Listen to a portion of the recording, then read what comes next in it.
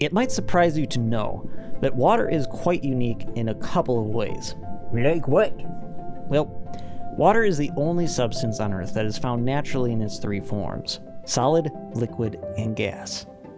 Most of us think of the liquid, but the solid form, ice, is unique in its own way. Do you know what's so special about it? What? It floats. Yeah. Hooray! Pass the root beer and nachos. Let me explain this. Water expands by 9% when it freezes. Frozen water is not as dense as liquid water, which explains why ice floats.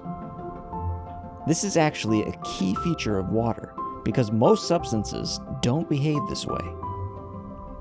Believe it or not, the density of a substance typically increases when frozen, which results in, you guessed it, a solid that sinks in its own liquid form, but not ice.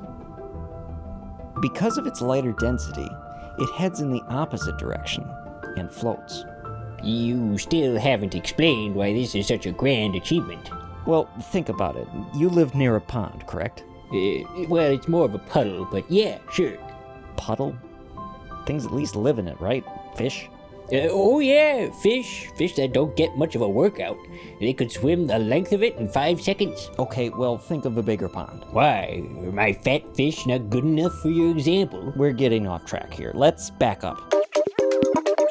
As I was saying, if water weren't the exception to this general rule, the wildlife in ponds would have a bit of a problem. Surface ice on a pond acts as an insulator for the water beneath it. It actually stops ponds from freezing completely.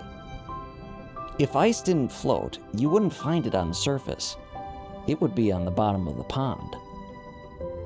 Ice would form and sink, building from the bottom to the top, until eventually no liquid water would be left, and everything in that pond would die.